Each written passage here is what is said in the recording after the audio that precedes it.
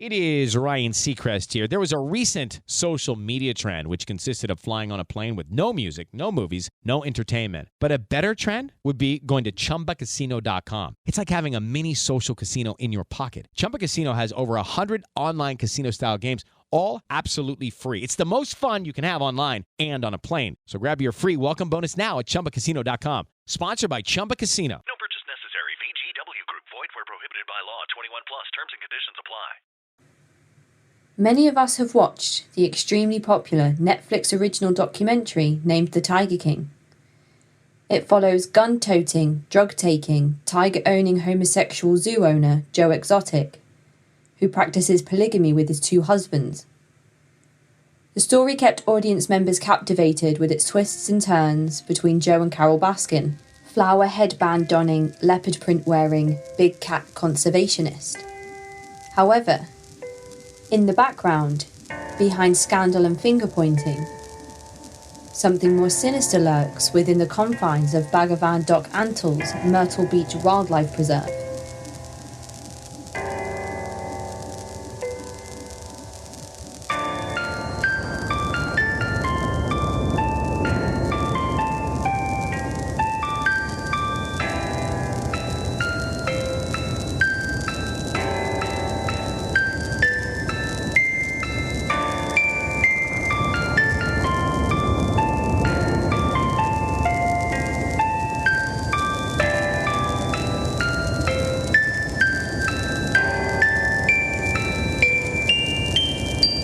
Mahamayavi Bhagavan Antle, also known as Doc Antle, also known as Kevin Antle, was born in March of 1960. Some sources say March 1st, some say March 15th, and other sources say March 25th. At age 60, Antle is an American big cat trainer and wildlife park operator. He is the founder and director of the Institute for Greatly Endangered and Rare Species, or Tigers for short. This is a 50-acre wildlife preserve in Myrtle Beach, South Carolina. He also owns Myrtle Beach Safari, which is a tour that runs through the preserve. Identifying himself as a big cat conservationist, Antle was born in Phoenix, Arizona. Antle's mother had a keen interest in Eastern philosophy, so she gave him his Hindu name, Mahamayavi Bhagavan. Sources suggest that kids in school with Antle struggled to pronounce this name, so he decided to be addressed as Kevin. His father was a boxer, and his mother tended to sick animals. From these influences, Antle would say in an interview with the Rolling Stone that he wanted to be half Rambo, half Dalai Lama. Growing up, Antle would be involved in rodeos and spent time training dogs. Dropping out of school, Antle moved to China to study abroad, where he earned a doctoral degree in Chinese medicine after years in the field, hence the nickname Doc. As a doctor of mystical science, Antle returned to the States. When researching what mystical science actually is, I could only find one broad definition in the Merriam-Webster dictionary. Under mysticism, it reads, "The experience of mystical union or direct communion with ultimate reality reported by mystics. The belief that direct knowledge of God, spiritual truth, or ultimate reality can be attained through subjective experience, such as intuition or insight.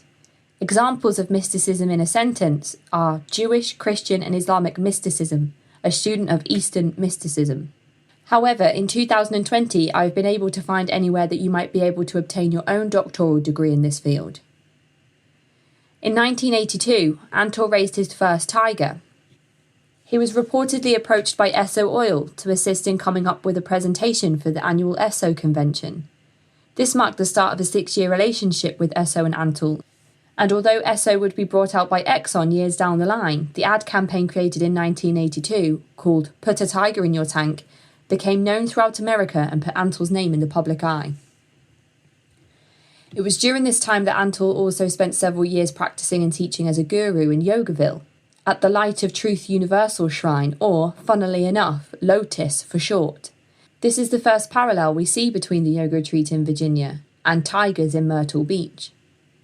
Set up by Swami Satchidananda, a guru famous for opening Woodstock in 1969, Yogaville offers yoga teacher training, retreats and workshops.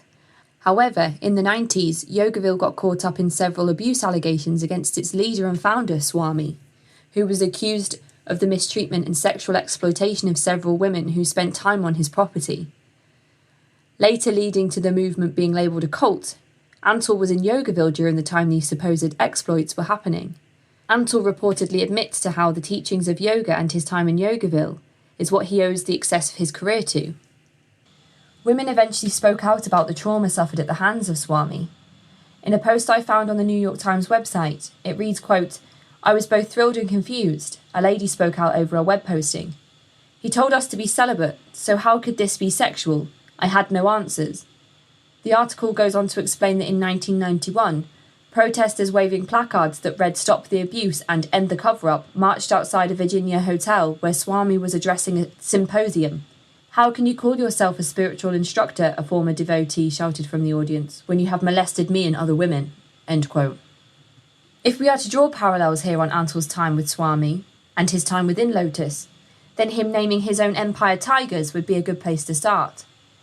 A news article written for Seville.com by Ben Hitchcock offers us some more insight into Antle's time in Yogaville.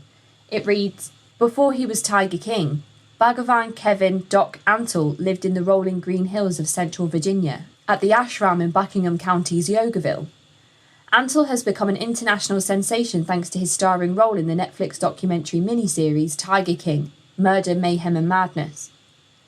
The show portrays Antle as both a talented animal handler and a sinister cult leader, who mistreats and abuses his young and vulnerable employees.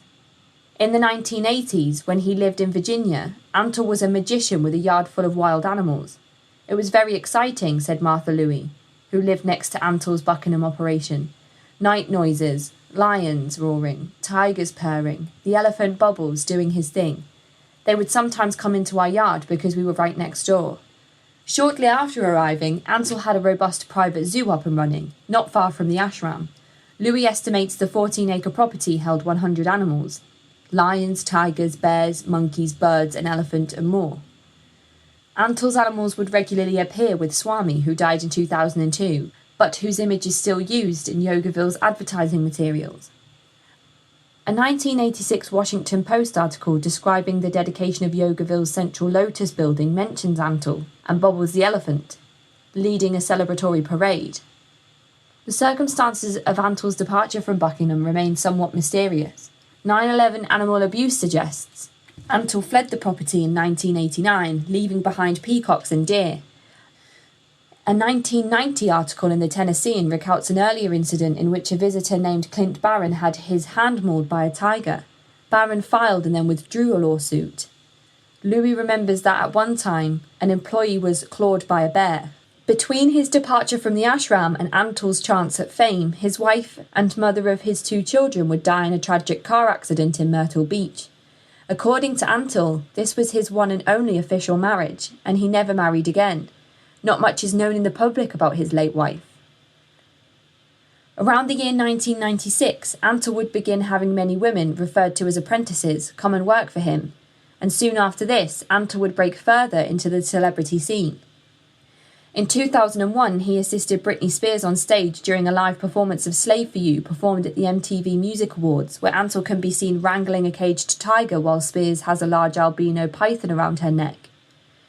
His other work in TV and film would include Ace Ventura: When Nature Calls, Rudyard Kipling's Jungle Book, and Mighty Joe Young. According to his Tigers website, Doc has frequently consulted and appears as a worldwide renowned on-screen wildlife expert for networks like the National Geographic Channel, BBC, Discovery Channel, and CNN. In 2011, Antle partnered with the US Postal Service on the Rare Species Fund, which aimed to support global wildlife. This campaign was rolled out by a series of stamps being produced and labelled as the Save the Vanishing Species stamp. In late 2019, it is reported that Antle had a brush with South Carolina law. He was charged with fines from the US Department of Agriculture for violating the Animal Welfare Act by holding public petting events of cubs after poor barriers and boundaries were discovered. Antle has suggested that the South Carolina law enforcement were not searching his property for any wrongdoing on his behalf in December 2019, but rather for clues of somebody else's illegal misdoings, somebody Antle had done tiger trading business with. 2020 brings us to the release of the incredibly popular documentary Tiger King, where shocking accounts of Antle's behaviour were spilled out on screen by an ex-apprentice of his. Episode 2, named Cult of Personality, is where these secrets are shared. A dictionary definition describes cult of personality as a situation in which a public figure, such as a political leader, is deliberately presented to the people of a country as a great person who should be admired and loved. People such as Stalin, Hitler, Churchill and Martin Luther King. Although Antle is not running a country, he is running his own self-sealing system. Barbara Fisher, an apprentice of Antle's, lived with him from 1999 until 2007. She speaks openly in the documentary about her time with Antle and goes into detail about some of the control methods used within this self-sealing environment. She says, quote, "I know I'll always love Doc because he meant so much to me for so long. I worked there from 1999 until I left in 2007. When I read what it was like there, it sounded like a utopia. I stumbled upon the website and they talked about how everyone was vegetarian and how they used principles of yoga to train animals. I packed up everything, sold my car and convinced my dad to drive me down. My dad left and said, 'Don't fall in love with your boss, this guy's a chick getter.'" End quote. In the documentary, Antle does describe his place as a utopia. He says, "It's Shangri-La here. It's an unbelievable, unprecedented, magical place where incredible things happen and where everything is neutral and happy and going well. Operating the Tigers Preserve here takes place by a great, big, cohesive family unit. We have people that have joined our apprentice program over the decades. These are apprentices that come on generally as teenagers, live on the preserve, many of whom have stayed on for decades themselves. Despite claiming this place as a utopia, he is seen talking down to a staff member in episode 2, saying that his tiger's chains hadn't been cleaned properly, and so his shirt was now ruined. This was in front of paying customers and cameras. By this time in Antle's life, he does not go by Kevin. He is addressed as Bhagavan, which Fisher is led to believe stands for Lord. Bhagavan is related to the root Bhaj, meaning to revere or adore, and implies someone is glorious, illustrious, revered, venerable, divine, holy, an epithet applied to gods or the holy. Cody Antle speaks in the Tiger King documentary, saying, quote, "The Bhagavan is the master of the universe. It is the all-knowing, all-seeing kind of guy. Certainly, in his universe, he is that character, no doubt." End quote. I guess it's no surprise that Antle has decided to ditch his former nickname Kevin for the more powerful name Bhagavan. Antle himself chooses to identify the name with an alternative meaning, which is friend of God. When we are first introduced to Antle, he speaks with ease and confidence, using strong hand gestures. He enters the documentary on an elephant and says eccentrically, "Nothing is cooler, sexier and more significant to the world we live in today than a tiger. Everyone loves them. Anyone who says they don't is just insecure or broken." This type of dismissive terminology begins to paint a troubling picture of Antle that is portrayed throughout the entire documentary. Carol Baskin would say in the documentary that they want to use these cats to elevate their status. Antle goes on to say, quote, "I'm a guy that does date. I live alone in my house. I have a few girlfriends now and they certainly know about each other. But I am by no means married to anybody or have a harem like they are suggesting." End quote. However, he does seem to contradict himself by saying things within the documentary that suggest otherwise, such as, quote, "You can't get into my complex lifestyle. It's not for prime time." End quote. Antle still wears the wedding band from the marriage to his late wife. Despite claiming never to have married again, Joe Exotic says in the documentary, quote, "When I met him, I had 2 husbands, and he had 3 girlfriends or wives. Are we running a competition?" End quote. Joe Exotic claims that Antle has 3 or 4 girlfriends. Maria Tarbreau believes Antle has 3 wives, and Saf claims that he has 9 wives.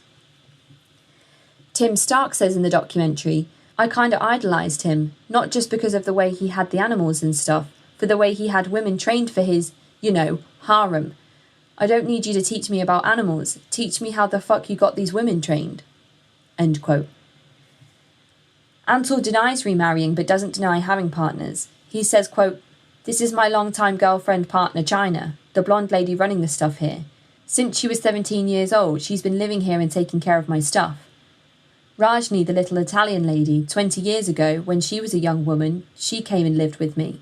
has been staying here ever since. Moksha, the pretty blonde with the big teeth, she's going on 16 years of living here and taking care of all that stuff." End quote. Antle had given new names to his apprentices. China's name is Michelle, Moksha's birth name is Meredith, and Rajni's original name is Renee. Barbara speaks in the documentary about how Antle had renamed her Bala during her time in Myrtle Beach.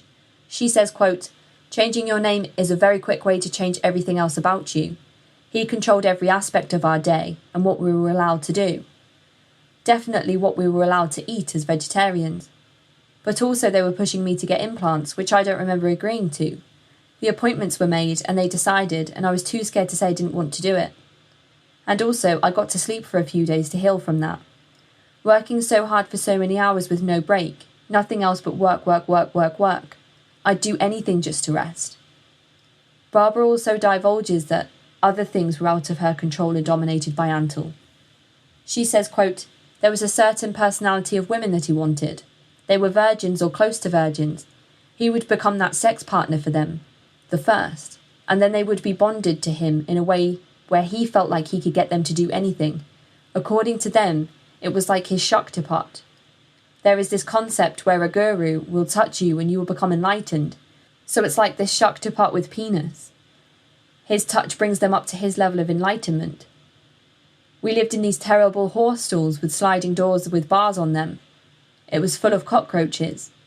Doc says you're this garbage person, but if you listen to me, I'll make you great. If they wanted to get to the top really quickly, they should sleep with him. I certainly didn't want to sleep with him, but I was thinking about it. He's good at getting what he wants out of things, people and animals. He chose all of our outfits. We were supposed to be sexy because we were supposed to be luring people in." End quote. The way Antle speaks, it comes across as though it's the animals for him and not the women that are most important.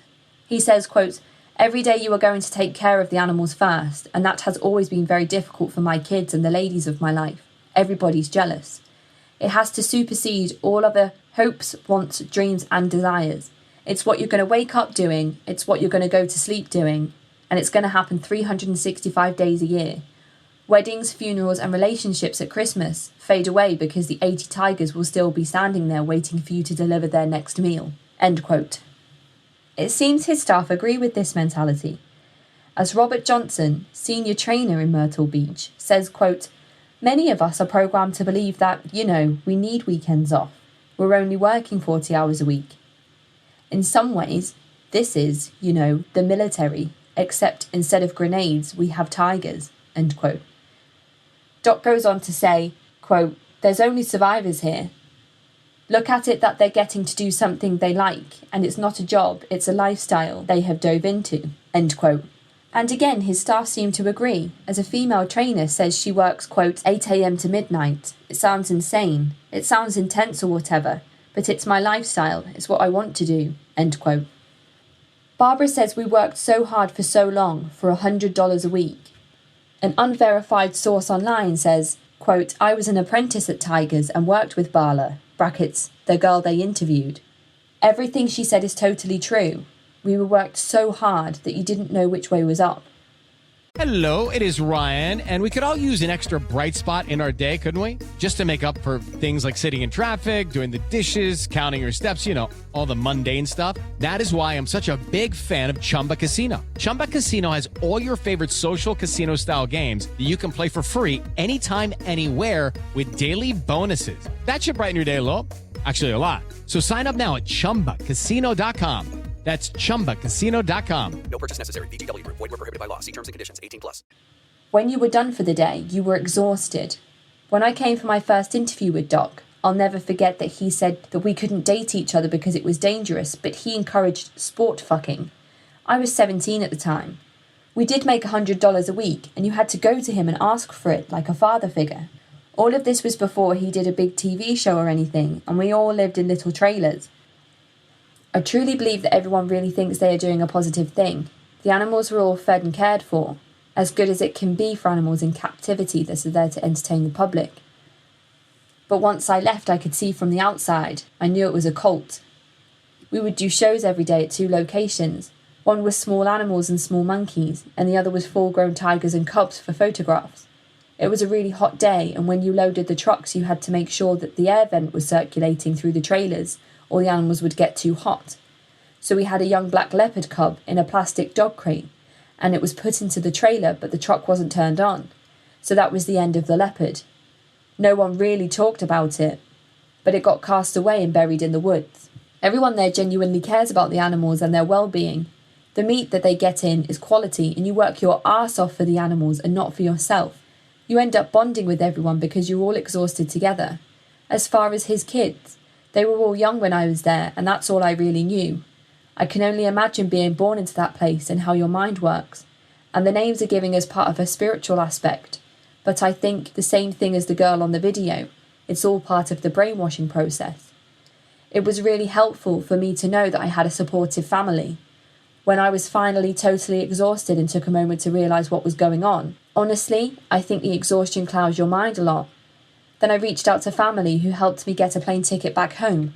Just knowing that was an option really helped me. End quote. A link from Antle's old website, which is now archived, which I will upload into the show notes, shows the application form used to apply to become an apprentice of Antle's.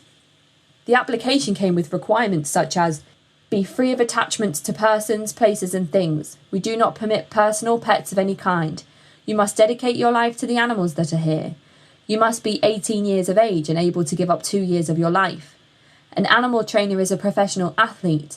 You must be able to perform as one. You should have good coordination, stamina, focus and grace. You must be within 20 pounds of your perfect athletic weight or working to get there.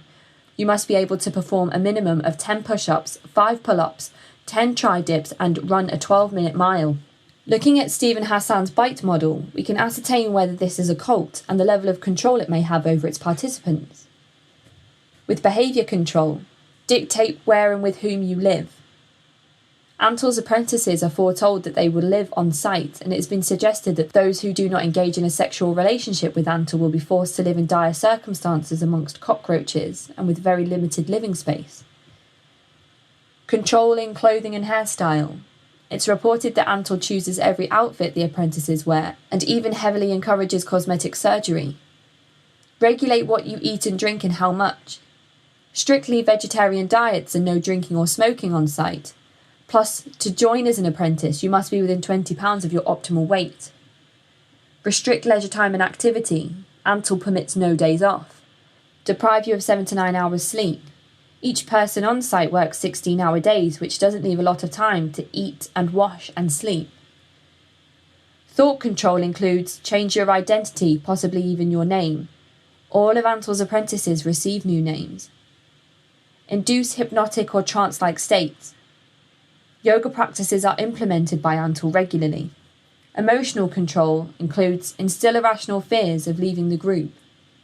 This is done by people not knowing where they would go or who they would turn to if they decided to leave the group, and leaving behind thousands of social ties.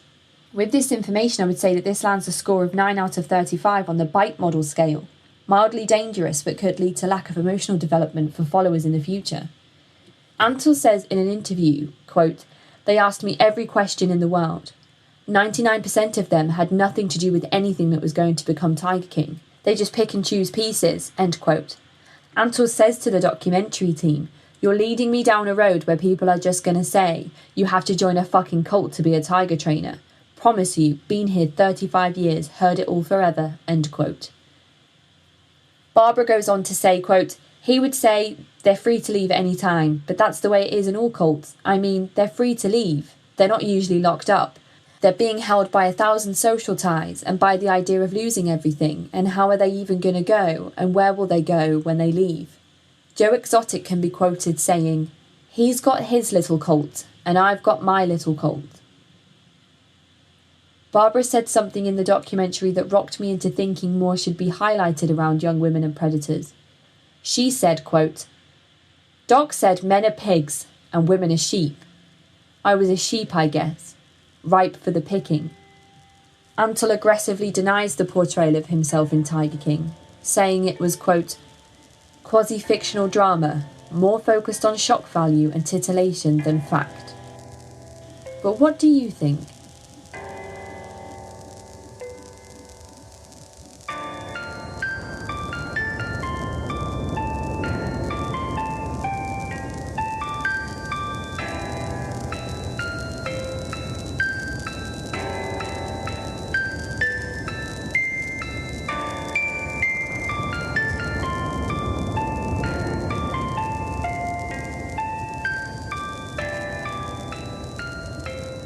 If you find yourself in a cult or know someone who might be, please follow the link in the description for more information on how to get advice and support. If you would like to send me an email, you can on cultvaultpodcast@gmail.com. Follow me on Twitter @cultvaultpod. Find me on Reddit @cult-vault. Find me on Facebook at The Cult Vault. Find me on YouTube, Tumblr, Instagram @Cult Vault Podcast. I'm Casey, and thank you so much for listening. It is Ryan here, and I have a question for you. What do you do when you win? Like, are you a fist pumper, a woo-hooer, a hand clapper, a high fiver? I kind of like the high five, but if you want to hone in on those winning moves, check out Chumba Casino. At ChumbaCasino.com, choose from hundreds of social casino-style games for your chance to redeem serious cash prizes. There are new game releases weekly, plus free daily bonuses, so don't wait. Start having the most fun ever at ChumbaCasino.com. No purchase necessary. VGW Group. Void where prohibited by law. See terms and conditions. 18+.